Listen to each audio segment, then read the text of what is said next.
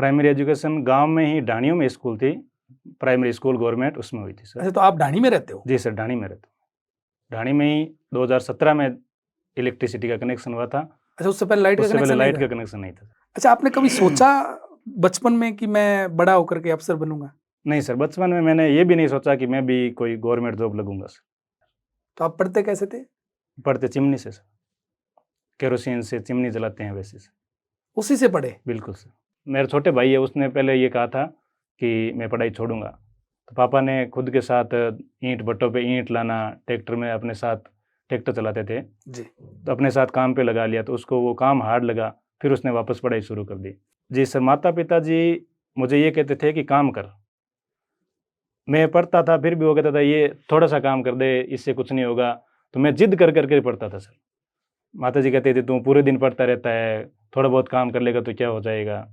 ठेठ देहाती लड़का जिसका आसियाना गांव से दूर एक ढाणी में था, जहां बिजली तो दूर की बात थी, रोजमर्रा की जरूरतों के लिए भी जूझना पड़ता था।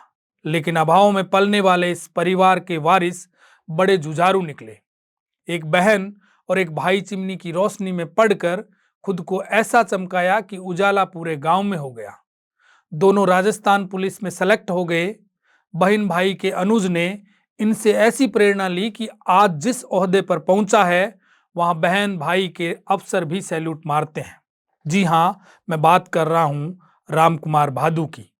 आरएएस 2021 की भर्ती में 38वीं रैंक के साथ सेलेक्ट हुए रामकुमार भादू नोखा के कूदसू गांव के रहने वाले हैं। नमस्कार, मैं Brijmohan Ramawat, talk with BMR में आपका स्वागत है।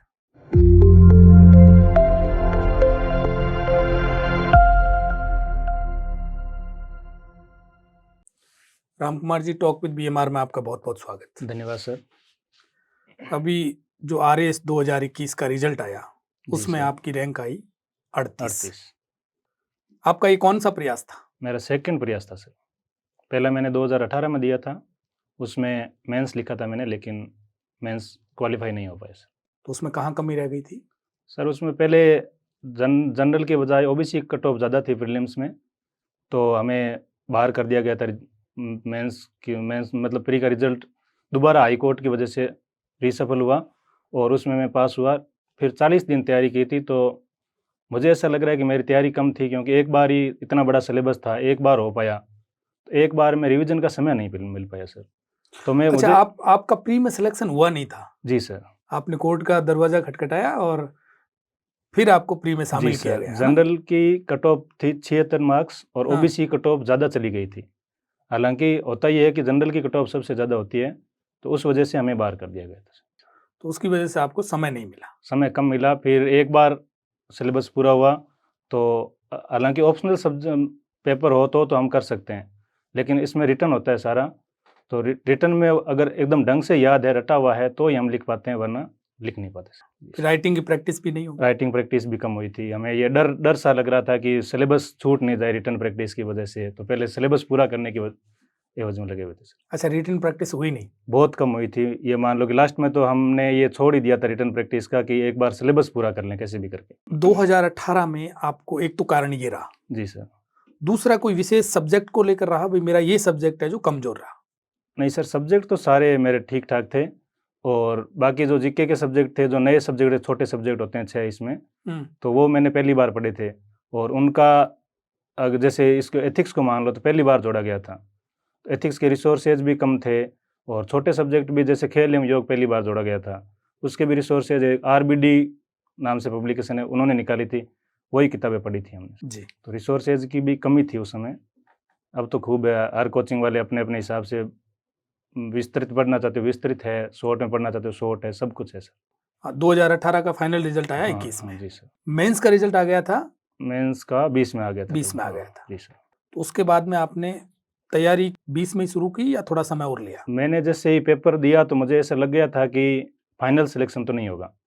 मुझे ये लिखते ही जी सर, मुझे ये लग रहा था कि 310 या 20 नंबर के आसपास नंबर आएंगे, हो सकता है मेरा इंटरव्यू कॉल हो जाए, लेकिन इंटरव्यू कॉल भी नहीं हुआ। तो मैं उसी पेपर देने के बाद में तैयारी में लग गया था, बराबर जॉब के बराबर कर रहा था। मेंटली प्रिपेयर थे? जी सर। अच्छा, आप अभी जॉब में हैं? जी सर, मैं 2018 से लेब असिस्टेंट के पद पर।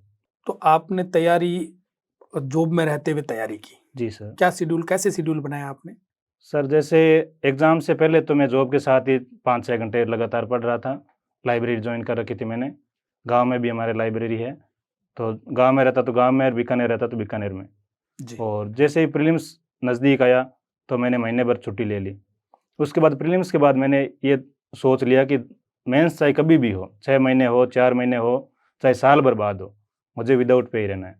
तो मैं विदाउट पे रह के जयपुर चला गया था, वहाँ खूब टेस्ट लिखे। अच्छा, प्रीलिम्स के बाद में तुरंत विदाउट पे हो गया? जी सर, रिजल्ट से पहले ही हो गया था।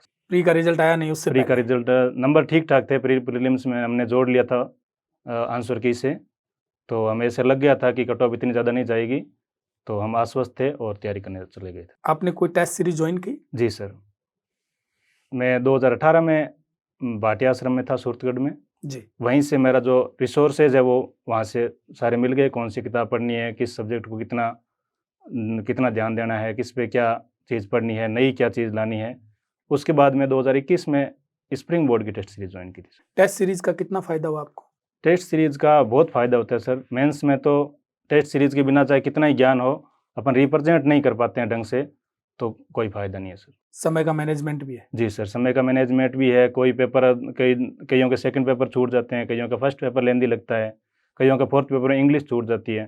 तो वो बार-बार अपन टेस्ट देते हैं तो उससे पता लग जाता है सर कि कौन से पेपर में हमें शुरुआत से जल्दबाजी करनी है या जो बिल्कुल ही जो नहीं आ रहे क्वेश्चन उसको अटेम्प्ट नहीं करें, किस हिसाब से अपनी स्ट्रेटजी चेंज करनी है, वो सब पता लगता है। किस में आपने विशेष कोई सब्जेक्ट पे फोकस किया या सारों को एक साथ पढ़ा? नहीं सर, सभी को एक साथ पढ़ा और मेरे नंबर भी सभी पेपर्स में एवरेज है सर। इक्वल नंबर है? जी सर। तो आपको लगा नहीं कि मेरी थोड़ी सी रैंक और ठीक आ जाती? सर मेरे चौथे पेपर में मैंने खूब मेहनत की थी। इंग्लिश में जैसे पश्चिमी राजस्थान के सभी विद्यार्थियों की लगभग दिक्कत आती है, तो मेरे भी वही सेम थी। तो मैंने इंग्लिश की ट्यूशन भी की थी अलग से सर के पास, और फिर भी सर मेरे उम्मीद के अनुसार उस चौथे पेपर में नंबर नहीं आए। अगर उसमें 5-7 नंबर और आ जाते तो मेरी टॉप 20 में रैंक आ जाती सर। अच्छा। जी सर। 70वीं रैंक के मेरे से 8 नंबर ज़्यादा हैं सर। वही उनमें 4 पेपर में तो 4 नंबर ज़्यादा हैं, इंटरव्यू में 5 नंबर ज़्यादा हैं उनके। मतलब 17 17th थे। अच्छा, ये बात सही है कि पश्चिम राजस्थान के भाषा में जी सर। एक अपनी लरक आती है। बिल्कुल सर। ये मैंने इंटरव्यू में भी बोला था कि आपकी कोई 2 कमियाँ बताइए। हाँ। तो मैंने एक ये कमी बताई थी कि स्थानीय भाषा का जो लहज़ा है, वो हिंदी बोलते समय आता है। और इंग्लिश में भी आता है? जी सर। इंग्लिश तो बोली नहीं जाती, बहुत कम बोली जाती है सर मेरी। तो उन्होंने कहा ये तो आपकी ताकत है, कमज़ोरी कैसे है? आप स्थानीय जो लोग हैं उनसे जुड़ाव महसूस करेंगे। तो मैंने कहा सर बिल्कुल, स्थानीय क्षेत्र में अगर मैं ये बोल रहा हूँ तो ये मेरी ताकत है, लेकिन अगर बाहर जहाँ प्रॉपर हिंदी भाषी लोग हैं उनके बीच में मैं थोड़ा लो महसूस करता हूँ सर। इंटरव्यू पे आप आएंगे तो मैं इंटरव्यू पे बात कर लेता हूँ। जी, जी सर। किनका बोर्ड था? मेरा संगीता मैडम का बोर्ड था। संगीता आर्य मैडम जी का। सर। आपको नंबर कितने मिले? मुझे 64 नंबर मिले थे सर। नंबर तो अच्छे मिले आपको? बढ़िया नंबर थे सर, शानदार। मेरा इंटरव्यू भी अच्छा हुआ था उस दिन। जैसे मैं बिश्नोई संप्रदाय से बिलोंग करता हूँ तो उस दिन अमावस भी थी, जी। तो मेरा इंटरनल कॉन्फिडेंस भी हाई था और सब सही हुआ सर। तो ये कारण ये कह सकते हैं कि आपका जो आत्मविश्वास था उसके कारण से इतने नंबर आ गए? बिल्कुल सर। आत्मविश्वास का ही रोल होता है। वो वहाँ कहीं न कहीं कैंडिडेट का आत्मविश्वास ही चेक करते हैं, क्योंकि ज्ञान तो 2 फेज़ पहले पार करके आते हैं वो लोग। जी। तो वो कॉन्फिडेंस और जो प्रॉब्लम सॉल्विंग एटीट्यूड है, और भी जैसे प्रतिदिन नई-नई चुनौतियों से सामना करना पड़ता है, तो उन चुनौतियों को किस प्रकार से हैंडल कर सकते हैं, उनमें कॉन्फिडेंस कैसा है, भीड़ कहीं इकट्ठी हो गई तो उनको कैसे शांत करना है, ये सब चेक करते हैं सर। किस प्रकार के सवाल पूछे गए आपसे? मेरे से सामान्य सवाल पूछे थे, बीकानेर ज़िले से रिलेटेड मेनली तो यही था, और जाते ही नॉर्मल करने के लिए सबसे पहले पूछा कि आपकी हाइट कितनी है? तो मैंने कहा सर 6 फीट के, मैं 6 फीट के आसपास है। तो उन्होंने कहा मुझे तो ज़्यादा लग रही है। मैंने कहा थोड़ा-सा ज़्यादा हो सकती है, लेकिन 6 फुट 1 इंच भी नहीं है और 6 फुट भी नहीं है, थोड़ी-सी बीच में है। अच्छा, तो आपके सीरियल नंबर कितने हैं? जैसे सीरियल नंबर से बुलाते हैं। जी। तो मेरे से पहले 2 कैंडिडेट गए थे, मेरा तीसरा नंबर था, तो मैंने कहा तीसरा है। फिर कहा अच्छा आपने 10वीं 2010 में की, कौन-सी स्कूल से की? फिर मैंने स्कूल का नाम बताया। फिर कहा अच्छा 12वीं यहाँ से की, ग्रेजुएशन यहाँ से की, पोस्ट ग्रेजुएशन कहाँ से की? तो मैंने नाम बताया राजकीय डूंगर महाविद्यालय। तो उन्होंने कहा ये आपने रेगुलर की थी या प्राइवेट की थी? मैंने कहा सर मैं स्वयं पाठी विद्यार्थी के रूप में मैंने की थी। और फिर कहा अच्छा आपका पोस्टिंग प्लेस कहाँ है? तो मैंने पोस्टिंग प्लेस मैंने बताया जांगलू में है, राजकीय उच्च माध्यमिक विद्यालय जांगलू। तो उन्होंने कहीं न कहीं सुन रखा था जांगल प्रदेश के नाम से, तो मुझे पहले से मैं तैयार करके गया था कि मुझे जांगलू नाम पे कुछ न कुछ पूछेंगे। तो उन्होंने कहा अच्छा जांगलू का क्या अर्थ है, जांगलू नाम क्यों पड़ा? तो मैंने बताया जांगल प्रदेश की जो पहली राजधानी थी वो यही थी, इस हिसाब से। अच्छा, सिचुएशनल सवाल पूछे? जी सर, सिचुएशनल था कि आपके बीकानेर क्षेत्र में अवैध खनन हो रहा है। जी। तो पहले पूछा किस चीज़ का अवैध खनन हो रहा है? तो मैंने बताया बजरी का हो रहा है, जिप्सम का हो रहा है इधर कोलाहित खाजवाड़ा साइड में। तो उन्होंने कहा कि अगर आप वहाँ के मतलब प्रशासनिक अधिकारी हो और खनन बहुत ज़्यादा हो रहा है तो आप उनको रोकने के लिए क्या उपाय करोगे? तो मैंने बताया कि इसमें सर 3 जो विभाग है उनकी जिम्मेदारी होती है, एक खान विभाग, एक वन विभाग और एक पुलिस विभाग। तो मैं ये चाहूँगा कि तीनों का कॉम्बिनेशन बना के एक ऐसी टीम गठित करूँ। एक उदाहरण भी दिया था जो उससे मेरे इंटरव्यू से थोड़े दिनों पहले अखबार में आया था जी। कि कोई गाड़ियाँ और जेसीबी जो अवैध खनन बजरी से भरी हुई थी वो पुलिस विभाग ने पकड़ी और उनको वहीं थाने में रख दी। तो वन विभाग की टीम ने उन पे जो जितना फाइन बनता है उनके नियम में, वो फाइन जैसे 50,000 रुपये, 60,000 रुपये, वो फाइन लगा के उनको छोड़ दिया। तो ये इनमें कंट्रोवर्सी होती है विभाग में। तो मैंने कहा इनका सामंजस्य बिठा के और जो अवैध खनन है वहाँ के स्थानीय राजनेताओं की जो मतलब गठबंधन है, मेल-जोल है, वो कम करने का प्रयास करूँगा और इस हिसाब से। आपने सॉरी बोला कोई सवाल में? सॉरी जी सर, 2 सवालों में सॉरी बोला था मैंने। जैसे आप सॉरी बोलते हो उसके आगे वो कुछ नहीं पूछते? उसके आगे कुछ नहीं पूछते। एक में मेरे से पूछा गया था कि चोलिस्तान क्या है? तो अच्छा। मुझे उस समय याद नहीं आया, तो मैडम ने बता दिया था कि आपके मतलब पाकिस्तान बॉर्डर से एड जोन है, बीकानेर ज़िले से ही संबंधित है। तो मैंने कहा सॉरी मैम ये याद नहीं आ रहा। फिर उन्होंने बता दिया कि ये चोलिस्तान है, जो रेगिस्तान है उसको पाकिस्तान में चोलिस्तान के नाम से जाना जाता है। तब मैंने कहा थैंक यू मैम, बस आगे चला। कितने समय का इंटरव्यू हुआ? मेरा लगभग हुआ था सर 21-22 मिनट। 21-22 मिनट? जी सर, एवरेज यही टाइम है, किसी का 16 मिनट, किसी का 17 मिनट, किसी का 20-22 मिनट। संगीता आर्य मैम को आप पहले से जानते थे शकल से? जी, शकल से मैं फ़ोटो देख रखी थी सर। अच्छा, वो एक बात ये चलती है कि संगीता आर्य मैम का जो बोर्ड है और एक राठी सर का जो बोर्ड है, जी, जी। इन दोनों में नंबरों में अंतर रहता है। राठी सर के बोर्ड में थोड़े कम नंबर मिलते हैं और संगीता आर्य मैम के बोर्ड में अच्छे नंबर उस समय मिलते हैं। नंबरों का तो इतना नहीं था, लेकिन ये था कि राठी सर के बोर्ड में क्वेश्चन है जो बड़े हार्ड पूछते हैं, सिचुएशनल क्वेश्चन पूछते हैं, क्वेश्चन पे क्वेश्चन पूछते हैं। तो उससे कहीं न कहीं डर था, मेरे मन में भी डर था। मैं पहले से ही ये भगवान से अरदास कर रहा था कि या तो संगीता मैडम का बोर्ड आ जाए या मंजू मैडम का बोर्ड आ जाए। फिर जैसे ही मेरे से पहले वाला कैंडिडेट बाहर निकला तो थोड़ी सी झलक मुझे अंदर रूम में पड़ गई थी। तो बीच में जो लेडी चेयर कर रही थी, तो मुझे ऐसा विश्वास हो गया था या तो मंजू मैडम है या संगीता मैडम है। तब मुझे थोड़ा कॉन्फिडेंस और हाई हुआ मेरा, और उसका रिजल्ट है कि आपको उसका रिजल्ट मतलब 64 नंबर मिले सर। अच्छा, हम एजुकेशन बैकग्राउंड की बात करते हैं। जी सर। आपका गांव पड़ता है बीकानेर के नोखा तहसील के एक देहाती गांव है कूदसू। बिल्कुल सर। तो आपकी प्राइमरी एजुकेशन गांव में हुई? प्राइमरी एजुकेशन गांव में ही, ढाणियों में स्कूल थी, प्राइमरी स्कूल गवर्नमेंट, उसमें हुई थी सर। अच्छा, तो आप ढाणी में रहते हो? जी सर, ढाणी में रहता हूँ। ढाणी में ही 2017 में इलेक्ट्रिसिटी का कनेक्शन हुआ था। अच्छा, उससे पहले लाइट का कनेक्शन नहीं था सर। तो आप पढ़ते कैसे थे? पढ़ते चिमनी से सर, केरोसिन से चिमनी जलाते हैं वैसे से। उसी से पढ़े? बिल्कुल सर। तो आपकी 10वीं हुई 2010 में? 10वीं 2010 में। फिर 10वीं भी मैंने गांव की, उस समय 10वीं तक स्कूल था गांव में, तो वहाँ से की। उसके बाद मैं 11वीं 12वीं में नोखा गया था सर, वहाँ मुझे लाइट में पढ़ने का अवसर मिला सर। 10वीं जब आपने की तो वो स्कूल थी गांव में, आपका घर था खेत में? मतलब थी 1.5 किलोमीटर। तो आप क्या आना जाना करते थे?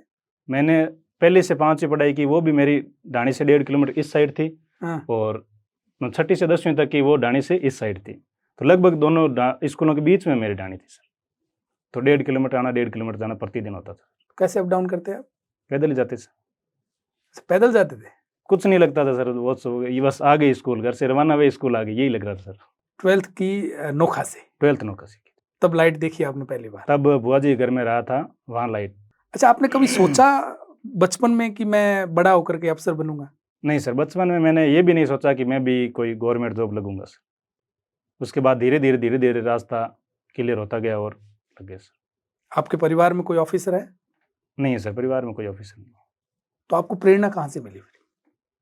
प्रेरणा का सर कहूँ तो मुझे ऐसा कुछ नहीं था। प्रेरणा के रूप में मैं एक एग्जांपल देता हूँ। मेरे जैसे 10वीं में ठीक ठाक नंबर से पास हो गए, मैं 74% थे, उस समय मैं स्कूल में टॉपर था। तो मैं नोखा गया जी। वहाँ सब्जेक्ट चूज करने होते हैं 11वीं क्लास में। तो सारे ही गांव वाले वही आर्ट्स ले रहे थे, तो मैंने उनके देखा देखी आर्ट्स ले ली। फिर पहला टेस्ट भी आर्ट्स में दे दिया था। उसके बाद इंग्लिश के टीचर हैं नारायण सिंह जी राठौड़ नोखा में, उन्होंने आके पूछा कि 70% से ज़्यादा किसकी हैं 10th में। तो हमने 2 जनों ने हाथ खड़े किए थे, तो कहा आपने साइंस क्यों नहीं ली, आर्ट्स क्यों ली। तो मेरा यही जवाब था कि सर पैसे नहीं है, साइंस में ट्यूशन करनी पड़ती है, पैसे लगते हैं, तो पैसे नहीं होने की वजह से मैंने आर्ट्स ली है। तो उन्होंने समझाया कि ऐसा कुछ नहीं है, कोचिंग करो तो आपकी मर्जी है, नहीं करो तो भी कोई दिक्कत नहीं है, और कोचिंग के भी बहुत कम पैसे लगते हैं। तब मैंने पहले टेस्ट के बाद में साइंस ली सर। अच्छा, फिर सब्जेक्ट चेंज किया? बिल्कुल sir. Science bio? Science maths ली थी, क्योंकि मेरे मैथ्स में शुरुआत में ही अच्छी पकड़ थी और मार्क्स भी अच्छे थे 10th में, तो मैंने मैथ्स ली। 10वीं तक जो टीचर थे आपको याद है? हाँ, लगभग याद है सर, क्योंकि सारे क्लास याद है में सर। जो अच्छे स्टूडेंट्स होते हैं, बिल्कुल सर। उनको टीचर भी प्यार करते हैं। मैं तो ये कहता हूँ सर, जो गुरु पढ़ा रहा है उसके प्रति पूर्ण निष्ठा और श्रद्धा होनी चाहिए, तभी सर उनका पढ़ाया हुआ हमें याद रहता है। और अभी भी मैं उनसे पर्सनली जानता हूँ और अच्छी प्रकार से समझ। तो आपका जब सिलेक्शन हुआ तो उन लोगों का फ़ोन आया होगा? जी सर, आया था। और अभी भी मुझे मेरी जहाँ से मेरी 10वीं तक की पढ़ाई हुई थी उसमें वार्षिक उत्सव में मुख्य अतिथि के रूप में जाने का मौका मिला। क्या बात है! तो काफ़ी उसी स्कूल में? जी सर, उसी स्कूल में। तो मैंने पूरी मेरी कहानी बताई थी, और जो टीचर वहाँ अभी मौजूद 2-3 टीचर हैं, उनके साथ जो भी बातचीत थी, जो भी स्नेह था उनका, उनको भी धन्यवाद ज्ञापित जो किया। आपके समय में थे टीचर वो अभी हैं वहाँ? वो 2-3 वहाँ हैं। अच्छा जी सर, मेरे समय में वो वहाँ विद्यार्थी मित्र के रूप में कार्य कर रहे थे, अभी वो पंचायत शिक्षक के रूप में ऐसे काम कर रहे हैं। तो फिर 12th हो गई आपकी? जी सर। नोखा से? जी सर। तो उसके बाद आपने क्या किया? उसके बाद मैंने 1 साल ड्रॉप किया था IIT JEE की तैयारी करने के लिए कंसेप्ट कोचिंग में। बीकानेर आ गए? जी सर, बीकानेर आ गए। लेकिन मेरा उस समय RPT हुआ था, उसमें मेरी ठीक ठाक रैंक आ गई और मुझे बीकानेर की कॉलेज मिल गई थी सर। फिर मैंने आपने इंजीनियरिंग करी? इंजीनियरिंग की सर, इलेक्ट्रिकल इंजीनियरिंग से 2017 पास आउट हूँ, राजकीय अभियांत्रिकी महाविद्यालय बीकानेर से। अच्छा, जब इंजीनियरिंग की उस समय ये था कि मुझे सिविल सर्विसेज में जाना है? नहीं सर, उस समय भी नहीं था। उस समय मेरा ये था कि कोई न कोई जॉब हासिल करनी है, सरकारी प्राइवेट सेक्टर में हो चाहे सरकारी हो। लेकिन उसके बाद 2-3 साल मतलब 3rd ईयर में मुझे ये एहसास हो गया था कि बीटेक में पैकेज बहुत कम है और लोगों की भीड़ भी बहुत हो गई, इंजीनियर्स घर घर इंजीनियर्स होने लग गए, प्राइवेट कॉलेजें इतनी हो गई, जैसे बीकानेर में छोटे से शहर में 4 इंजीनियरिंग कॉलेज है। तब मुझे ये लगा कि मुझे गवर्नमेंट जॉब की तैयारी करनी चाहिए, और सारे इस गवर्नमेंट जॉब की तैयारी करने वाले थे। उस क्षेत्र में मुझे न तो कोई प्रॉपर गाइडेंस था, तो मैंने भी पटवारी, ग्राम सेवक, लैब असिस्टेंट, चाहे जो भी सर्विस आए 12th लेवल की या ग्रेजुएशन लेवल की, उसकी प्रिपरेशन शुरू की सर। 2017 में? हाँ, 2015 से शुरू कर दी थी सर मैंने। अच्छा, ड्यूरिंग इंजीनियरिंग सर। तब मैं 2015 की वैकेंसी थी पटवारी की, उसमें मैंने फॉर्म भरा और पहली परीक्षा है जो पटवारी प्रीलिम्स की दी थी सर। उसमें पटवारी मेंस और प्रीलिम्स 2 हुए थे जी। तो उस प्रीलिम्स में यही हुआ, OBC कट ऑफ ज़्यादा गई और जनरल की कम। फिर हमें माननीय हाई कोर्ट की वजह से मेंस में दाखिला दिया, बिठाया गया। तो उसमें भी लगभग सर 20-25 दिन मिले थे।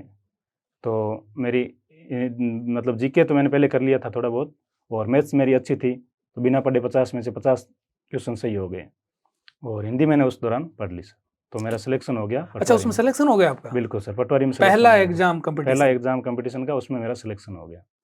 उसी दौरान 2016 की वैकेंसी थी लैब असिस्टेंट की जी। उसमें केवल साइंस वाले थे, तो विज्ञापन वाले दिन ही अखबार में मैंने विज्ञापन पढ़ा, तो मुझे ये लग गया कि ये जॉब तो मेरे लिए आई है, मतलब तो उसको मैंने पहले ही जीना शुरू कर दिया कि मैं लैब असिस्टेंट लग चुका हूँ, और इतनी बढ़िया तैयारी की, ऑल राजस्थान मेरी 35वीं रैंक आई सर। तो मैंने पटवारी ज्वाइन नहीं करके लैब असिस्टेंट ज्वाइन किया। उसके बाद मेरा टारगेट ये हो गया था कि प्रशासनिक सेवा में जाना है, पटवारी में समय कम मिलता है, लैब असिस्टेंट में 5 घंटे नौकरी के बाद समय है। अच्छा, इसलिए आपने पटवारी को ड्रॉप कर दिया? जी सर, पटवारी को ड्रॉप कर। इसकी यदि हम माने तो आपने तैयारी शुरू की 2018 में। 18 में शुरू जी सर। और 2018 में RS की वैकेंसी आई? 2018 में आई थी। वो आपने एग्जाम दिया? जी सर। और उससे उसका पहले मेंस हुआ था जून 19 में। और फिर आपने शुरू प्री एग्जाम देने के बाद में 2021 के प्रीलिम्स देने के बाद में विदाउट पे होकर के चला गया था। मैंने सोचा 97 मार्क्स आ रहे हैं प्रीलिम्स में, लगभग मैंने जोड़ लिया था आंसर की से, तो मैं आश्वस्त था कि चाहे कितनी कट ऑफ आई चली जाए, मेरा सिलेक्शन हो जाएगा। लेकिन जब रिजल्ट आया तो 99 गई थी कट ऑफ और मैं बाहर हो गया। उस समय मैं वापस आके जॉब पे लग गया और उसके बाद जब हाई कोर्ट का डिसीजन आया कि इनको भी शामिल करो, जिनके जनरल कट ऑफ से ज़्यादा नंबर है उन सबसे मेंस एग्ज़ाम दिलवाओ, तब मैं 40 दिन भाटी आश्रम गया था। वहाँ खूब मेहनत की थी, पूरा सिलेबस एक बार कर लिया था। नया सिलेबस था सारा मेरे लिए, क्योंकि साइंस बैकग्राउंड के होते हुए जीके पढ़ना भी नया था। तो मैंने अच्छी मेहनत की और एक बार सिलेबस कर लिया, लेकिन वो लिख नहीं पाया सर। मेन दिक्कत ये थी कि एक बार सिलेबस करने के बाद रिवीजन नया होने की वजह से अच्छी तरह से लिख नहीं पाया, वरना मेरा उसी समय हो जाता सर। आपकी पोस्टिंग कहाँ है अभी? मेरी जांगलू है सर। गांव से कितनी दूर है? गांव से 25-26 किलोमीटर। आप रहते कहाँ हो? मैं गांव में रहता हूँ सर। ढाणी में? ढाणी में। अब तो लाइट है ही वहाँ? अब तो लाइट है सर। तो ये क्या आप अप डाउन करते थे? जी सर, बाइक से अप डाउन डेली। इसके अलावा समय आपने कैसे मैनेज किया जॉब करते हुए?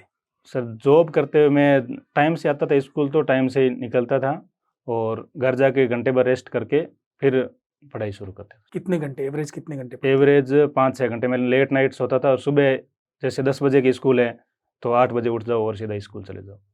अच्छा, रात को आप हाँ, पढ़ते रात थे? को पढ़ता। और विदाउट पे होकर के आप कितने घंटे पढ़ते थे? विदाउट पे होके सर मैं 13-14 घंटे एवरेज। तो ये आपको समय करीब 1 साल का मिला? नहीं सर, 4 महीने का समय मिला था। विदाउट पे होने से मेंस तक हाँ, आपको विदाउट 4 होने महीने से का समय मिला। मैं पूरे 120 दिन विदाउट पे रहा था सर। 120 दिन है जो आप हाँ, 12-13 घंटे या बिल्कुल 13-14 घंटे 13-14 घंटे लगातार।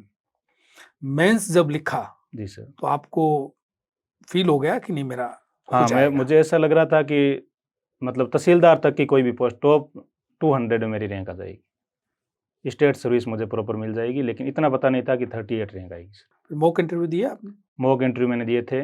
मेरे इंटरव्यू प्रैक्टिस थोड़ी कम थी, क्योंकि ग्रामीण परिवेश से होने के नाते, और जो अभी ग्रामीण में भी ढाणी? ग्रामीण है ढाणी। हाँ। और सारे जो एजुकेशन था वो भी सरकारी विद्यालय से था, तो वहाँ भी मुझे ऐसा मौका नहीं मिल पाया किसी के सामने इंटरेक्ट करने का। तो मैंने खूब प्रयास किया था, सभी लगभग पहले उत्कर्ष कोचिंग में भी गया था, स्प्रिंग बोर्ड के जितने मॉक थे वो दिए, और एक उड़ान क्लासेस चलाते हैं श्री गंगानगर की, वहाँ भी दिए मैंने जी। जयपुर सेंटर पे। और कलाम में जो भी मिले वहाँ मैंने मॉक इंटरव्यू दिए थे सर। उसका फायदा मिला आपको? उसका खूब फायदा मिला सर, और नंबर आपके सामने है। सरल भाषा में ये बताओ कि बच्चा है जिसको प्रिपरेशन करनी है, जी सर, उसको आप क्या कहोगे कि आपको कैसे तैयारी शुरू करनी है और कितने घंटे पढ़ना है, क्या क्या पढ़ना है?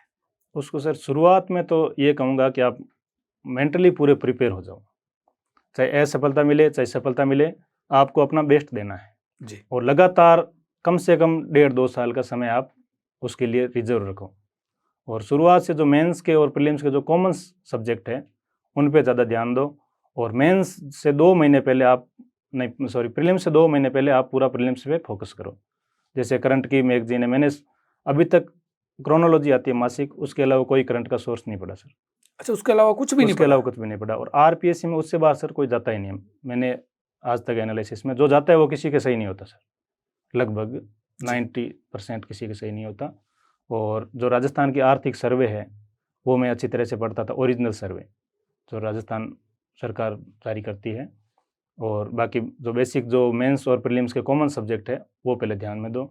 उसके बाद आपका प्रीलिम्स अच्छी तरह से हो जाए, आंसर की से मिला लो, तो रिजल्ट का इंतज़ार किए बिना आप मेंस में जुट जाओ। और जो छोटे सब्जेक्ट है वो पहले पढ़ने का मौका कम मिलता है, 1-2 बार पढ़ पाते हैं, उनको अच्छी तरह कंठस्थ करो। और हिंदी इंग्लिश है वो प्रीलिम्स में नहीं आती, वो पहले से तैयार करो प्रीलिम्स से 2 महीने पहले से, और उसके बाद उन पर ज़्यादा फोकस करो और रिटन प्रैक्टिस ज़्यादा से ज़्यादा करें। आपने रिटन प्रैक्टिस कितनी करी? मैंने रिटन प्रैक्टिस प्रीलिम्स से पहले तो नहीं की सर जी। क्योंकि मैं जो भी साथ साथ करता था, और प्रीलिम्स के बाद सर मैंने स्प्रिंग बोर्ड का जो भी शेड्यूल था उस हिसाब से सारे टेस्ट दिए थे सर। एक भी नहीं छोड़ा? एक भी नहीं छोड़ा सर। इसके अलावा एक्स्ट्रा रिटन प्रैक्टिस? एक्स्ट्रा कुछ नहीं की। उसमें हम टेस्ट लिख के फ़ोन में पीडीएफ बना के लेके आ जाते थे, क्योंकि वो कॉपियाँ चेक होने में समय लग जाता था 15 दिन। उसके बाद हमने क्या लिखा है वो हम भी खुद ही भूल जाते थे सर। तो 2 जने रहते थे हम, एक पांचू के जो सेकंड के टीचर लगे हुए हैं वो भी मेरे रूममेट थे, तो हम दोनों अपनी कॉपी पीडीएफ बना के लाते थे और आंसर की तुरंत मिल जाती थी वहाँ। तो हम देखते थे आपने इसका आंसर कैसे लिखा, आंसर की में क्या है, मैंने क्या लिखा है, इन तीनों को मिक्सअप करके अपन किस प्रकार से इस उत्तर को और अच्छा बना सकते हैं। उसमें क्रिएटिविटी क्या, डायग्राम क्या बना सकते हैं, फ्लो चार्ट किस हिसाब से बना सकते हैं, इसको पॉइंट्स में लिखना है या पैराग्राफ में लिखना है, वो सब हम डिस्कस करते थे। उसका बहुत फ़ायदा मिला सर। मतलब रिप्रेजेंटेशन आपका कैसा है? जी सर, जैसे कोचिंग में हमें भाटिया जी भी बताया करते हैं कि अगर कोई मेहमान अपने घर आया है, 3-4 तरह की सब्जियां बनाई हैं, तो सब्जियों को एक साथ एक थाली में परोस दें तो वो मिक्सअप हो जाती है। उसकी बजाय एक एक कटोरी में डालें तो उस खाने वाले को भी आनंद आएगा और जो देखने वाले हैं उनको भी अच्छा लगेगा सर। तो हमारी कॉपी जाती है, तो रिप्रेजेंटेशन बहुत मायने रखता है सर। एक बच्चों का ये सवाल होता है कि कौन सी बुक्स पढ़ें, किस राइटर की बुक पढ़ें? जी सर, इसमें मैं ये कहना चाहता हूँ कि जो बेसिक बुक जिसको 80% लोग पढ़ते हैं, जैसे पॉलिटी की लक्ष्मीकांत वाली है जी, ज्योग्राफी की महेश कुमार बर्नवाल की, और 11th क्लास की जो राजस्थान बोर्ड में लगती थी फिजिकल ज्योग्राफी की वो, और हिंदी के लिए राघव प्रकाश, इंग्लिश के लिए लोग अपने अपने सोर्स इस्तेमाल करते हैं, जैसे बीके रस्तों की ज़्यादातर इस्तेमाल होती है तो वो पढ़ते हैं, और बाकी अलग अलग कोचिंग संस्थान के जो नोट्स हैं वो ले सकते हैं सर। जैसे मैंने लगभग मेरे सोर्सेज है वो बुक थी जो भाटिया सर में मैंने पहले ही, सर ज़्यादातर भाटिया जी सर वो है कि सारे किताबों से पढ़ाते हैं, अपने खुद के कोई नोट्स नहीं होते सर। तो मेरी आदत वैसे पड़ गई थी जो प्रॉपर बुक है वो पढ़ने की। हालांकि मुझे छोटे जो सब्जेक्ट थे वो स्प्रिंग बोर्ड के, सम्यक के, जिस भी इंस्टीट्यूट में पहले पता कर लेता था जी, जो पढ़ने वालों से कि तूने इस सब्जेक्ट में क्या पढ़ा है, तुझे कौन सी अच्छी लगी, तो फिर जो सारी मतलब क्वेरीज आती थी उस हिसाब जो बेस्ट था वही मैं लेके आता था और वही पढ़ता था। आप नोट्स बनाते थे कि नहीं बनाते थे? नहीं, नोट्स नहीं बनाए सर मैंने। आपने कभी नोट्स नहीं बनाए? बिल्कुल सर, मैंने नोट्स जैसे निबंध 20 नंबरों का आता है, निबंध को मैंने तैयार किया था 8-10 पेज में, कैसे कोटेशन लिखने हैं, किस प्रकार से कोई लाइन लिखनी है वो। बाकी सर मैं बुक में या नोट्स में अंडरलाइन कर लेता था। जैसे 5 पॉइंट है, रिवीजन करते समय हमें इन 5 पॉइंट को ध्यान में रखना है, तो उस हिसाब से अंडरलाइन कर लेता, फिर रिवीजन में वो पॉइंट ही पढ़ता था सर। क्योंकि टाइम कम मिला था, 4 महीने में नोट्स प्रॉपर नहीं बन पाते। अच्छा, आपके एक साथी थे रूममेट, जी। सेकंड ग्रेड जो टीचर थे, जी जी सर, उनका क्या रहा रिजल्ट? उनका मेंस नहीं हो पाया सर। आपके साथ के जो भी लोग थे, बच्चे थे पढ़ने वाले, या आपके आस पड़ोस वाले जो लोग थे, जी जी सर, उनका क्या कहना था आपके बारे में? उनका सर मैं पहले से, जैसे 8वीं क्लास में मेरा स्कूल में प्रथम स्थान था, परसेंटेज तो हालांकि कम ही थे, 65% थे, लेकिन स्कूल में पहला स्थान आ गया तो वो कॉन्फिडेंस अपने आप बन गया। फिर 10वीं में पहले स्थान आ गया, क्यों गांव में उस समय 74% थे, फिर भी पहले स्थान आ गया। तो उनके सब के मन में ये था कि ये जॉब ज़रूर लगेगा, चाहे कुछ भी लगे। एक्सेप्टेशन था लोगों जी का। जी सर, घर वालों को भी था, आस पड़ोस वालों को था, और सर को भी था, जितने भी मेरे गुरुजन हैं उनको सबको था। अच्छा, परिवार में कौन कौन है आपके? परिवार में दादा दादी है, एक ताऊ जी हैं उनका परिवार है, और एक मेरे पिताजी, 2 भाई हैं, और हम 5 भाई और 2 बहनें। बड़ा परिवार है आपका? जी सर, बड़ा। पिताजी क्या करते हैं आपके? पिताजी किसान का ही काम करते हैं, खेती का काम खेती बाड़ी काम करते हैं। और भाई बहनें? भाई एक मेरे से बड़ा है, वो राजस्थान पुलिस में कांस्टेबल है, और मेरे उस भाई से बड़ी सिस्टर है, वो पहले राजस्थान पुलिस में कांस्टेबल ही लगी थी, उसके बाद अब सेकंड ग्रेड टीचर है सर। आपसे 3 छोटे और हैं? जी सर, वो पढ़ाई कर रहे हैं। तो अब तो सारे ही सरकारी जॉब में आ गए, मोटा मोटी यही देखा हाँ, जाए। 3 तो आगे सर, अब 3 आगे, बाकी। उनकी मैं उम्मीद करता हूँ, ईश्वर से प्रार्थना करता हूँ वो भी जल्दी आ जाएंगे सर। अच्छा, भाई बहनों का क्या सहयोग रहा आपका? क्योंकि आपके एक बड़ी बहन भी है, एक बड़े भाई भी हैं। जी सर, सबसे पहले मेरे परिवार में मेरी सिस्टर ही लगी थी जॉब राजस्थान पुलिस में कांस्टेबल जी। तो उनकी बीकानेर में पोस्टिंग थी, तो मैं बीटेक के दौरान भी उनको क्वार्टर मिला हुआ था पुलिस लाइन में, तो मैं उनके पास रहा। मेरा बड़ा भाई है, वो भी उनके पास रह के तैयारी की उसने भी, तो उसकी वजह से सर हम गांव ढाणी से निकल के बीकानेर शहर में आ गए, बहन की वजह से? जी सर, और बराबर तैयारी करते रहे, वो लगी हुई थी, फिर भी वो प्रयास कर रही थी, उसका रीट में भी सिलेक्शन हो गया था, उसके बाद उसका सेकंड ग्रेड में भी सिलेक्शन हो गया, तो हमें उससे प्रेरणा मिली कि ये जॉब के बराबर ही पढ़ रही है, तो हमारे तो कोई जॉब ही नहीं है, तो हम क्यों नहीं पढ़ सकते। उससे मोटिवेशन होकर हमने पढ़ा। राम कुमार जी, ये जर्नी है जो लंबी है। जी जी सर। 2017 में आपकी ग्रेजुएशन हुई। जी जी। 2021 की भर्ती का 2023 में रिजल्ट आया। जी सर। चूंकि आप बीच में जॉब भी लग गए। जी सर। तो इतनी लंबी जर्नी में डीमोटिवेशन होना स्वाभाविक है। क्यों लगता है कि यार ठीक है, अब जॉब लग गई, अब क्या करना है? जी सर। ऐसा हुआ आपके साथ कभी? नहीं सर, मेरे साथ ऐसा तो नहीं हुआ। मैंने ये सोचा कि मेरे पास जॉब तो है ही, खोने के लिए कुछ नहीं है। कार्ल मार्क्स वाली वो कहानी बात मुझे याद थी कि उन्होंने श्रमिकों से कहा था कि श्रमिकों आपके पास खोने के लिए क्या है और पाने के लिए पूरा संसार है। तो वो कोटेशन है, वो मैंने मेरे मतलब मोटिवेशन का जरिया बना, और उसके बाद ही मुझे ऐसा लग गया था कि प्रीलिम्स पास हो गया। सब इंस्पेक्टर का पेपर दिया था, वो भी मैंने पास कर लिया था, लेकिन मेंस की वजह से मैं फिजिकल में उपस्थित नहीं हुआ। और धीरे धीरे ऐसा कभी नहीं लगा कि एकदम डीमोटिवेट हो गया कि अब तो नहीं करेंगे, छोड़ दिया सर, ऐसा नहीं हुआ सर, कभी नहीं हुआ? कभी नहीं हुआ सर। अच्छा, आपका सब इंस्पेक्टर में हो गया था? जी सर, सब इंस्पेक्टर मैंने रिटर्न क्लियर कर लिया? 2015 वाली वैकेंसी थी, वो दोबारा आई थी 2018-19 में, वो भी क्लियर था, और 2021 वाला भी क्लियर था। लेकिन उस समय भी 2018 वाला मेंस था और इस समय 2021 वाला मेंस था, तो मैंने फिजिकल की तैयारी नहीं की और फिजिकल में गया नहीं सर। आपको आस पड़ोस के लोगों ने कहा नहीं कि इसका फिजिकल तो करो? जी सर, कहा था, पर मैंने कहा मैं नहीं करूँगा, RS का मेरा मेंस का एग्ज़ाम है, 2 की करूँगा तो या तो दोनों ही नहीं होंगे, तो उस चक्कर में मैंने छोड़ दिया सर। और मैंने कहा जॉब तो है ही मेरे पास, तो अब केवल RS का ही मैंने सोचा सर। आपकी हॉबी? मेरी हॉबी वैसे सर कुछ भी नहीं है, क्योंकि गांव में खेती बाड़ी का काम भी करना पड़ता था, और मेरी सिस्टर जो ननियाल में पढ़ाई करती थी, तो हम बड़े भाई थे, तो माँ का भी हाथ बटाना पड़ा मम्मी घर में, और हॉबी का समय नहीं मिल पाया सर। वैसे जो स्थानीय खेल वगैरह थे वो मनोरंजन के लिए खेल लिया करते थे। स्पेशल हॉबी कुछ? स्पेशल हॉबी कुछ नहीं है।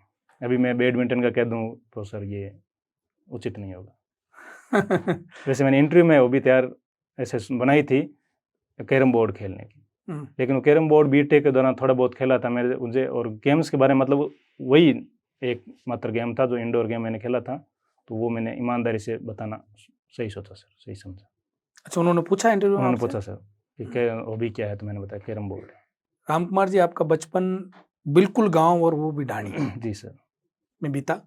बिल्कुल। उसके बाद आप शहर आ गए जी सर। और अब आप अफसर बन गए। जी सर। उस समय की बचपन की कोई घटना जो लोगों को मोटिवेट करती हो, या आपको याद हो कि नहीं मुझे शेयर करनी चाहिए?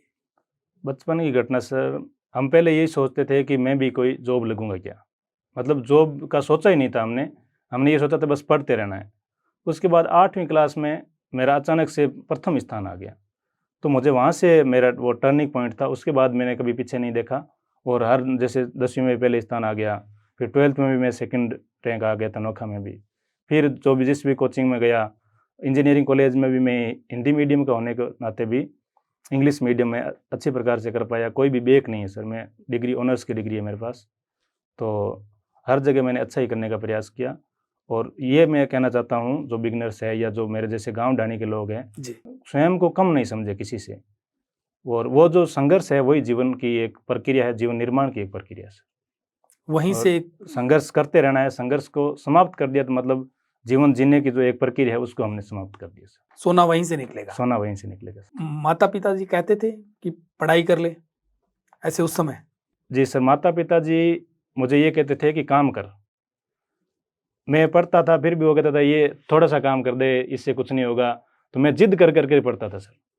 माता जी कहते थे तू पूरे दिन पढ़ता रहता है, थोड़ा बहुत काम कर लेगा तो क्या हो जाएगा। लेकिन वो ऐसे नहीं कहा कि आप पढ़ाई पूरी बिल्कुल ही छोड़ दो, ऐसा मुझे कभी नहीं कहा।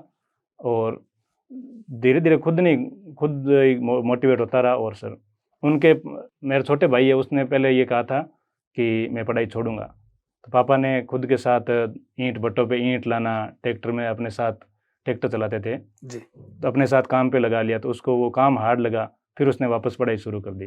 तो सर ये कहीं ना कहीं जो संघर्ष है या जो संसाधनों की कमी है, उन्हीं ने हमें मोटिवेट किया और यहाँ तक पहुँचाया सर। राम कुमार जी, आजकल देखा जाता है कि बच्चा स्कूल जाता है जी सर, और घर वाले कहते हैं पढ़ाई कर ले भाई, पढ़ाई कर ले, फिर भाई ट्यूशन चला जाता है, जी जी, फिर वापस आकर के वो होमवर्क करता है, फिर सो जाता है, फिर स्कूल चला जाता है। जी सर। उसके बावजूद भी सफल नहीं हो पाते, सक्सेस नहीं हो पाते। जी सर। तो ऐसे बच्चों को या ऐसे पेरेंट्स को आप क्या मैसेज देना चाहेंगे? मैं यही मैसेज देना चाहता हूँ कि उसको अपने आप करने दें, उसको जो भी चुनौतियाँ आ रही है अपने आप हैंडल करने दें। वही संघर्ष वाली बात है, पेरेंट्स उसका संघर्ष समाप्त कर देते हैं, तो संघर्ष करने की उसमें क्षमता कहीं ना कहीं कम हो जाती है।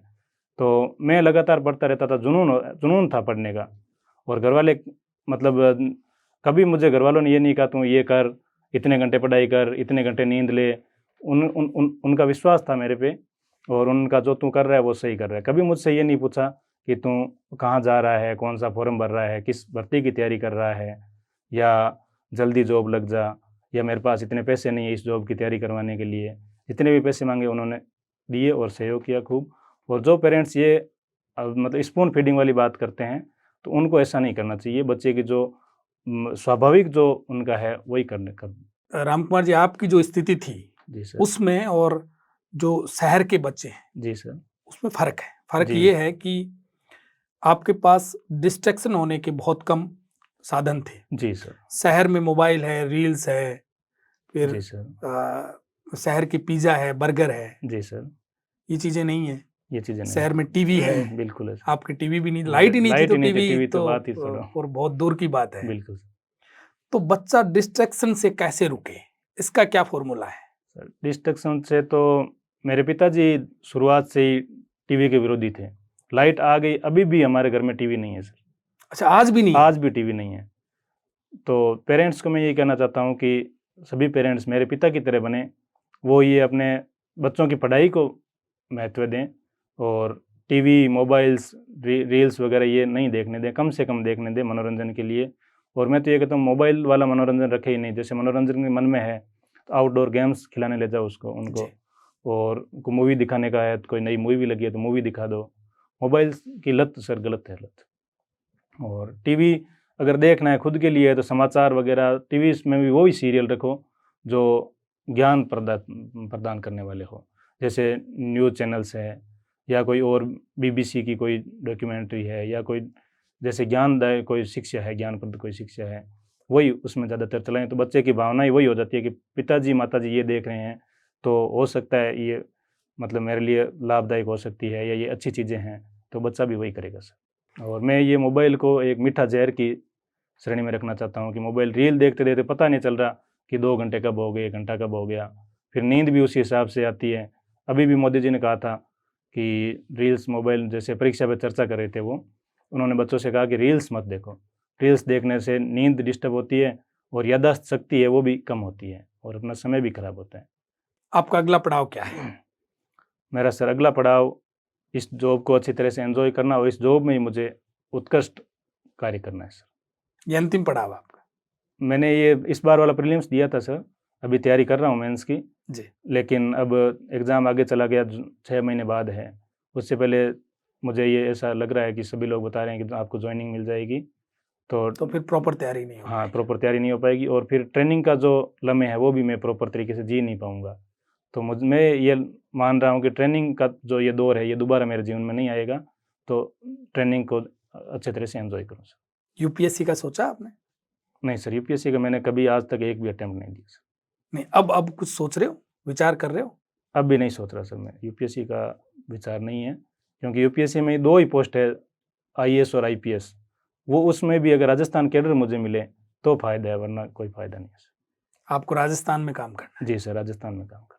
राम कुमार जी, आप हमारे यहाँ पधारे, आपने सर। खूब सारी बातें शेयर की। जी सर। आपका जो सफ़र है ढाणी से लेकर के आरएएस तक का, जी सर। आपको ढेरों शुभकामनाएं, आपको बहुत बहुत शुभकामनाएं। आप जी हमारे सर। यहाँ पधारे, आपका बहुत बहुत आभार। आपका भी बहुत बहुत आभार, मुझे आपके इस चैनल के थ्रू आमंत्रित किया और मेरे साथ बातचीत की, इसके लिए आपका पुनः आभार। जी।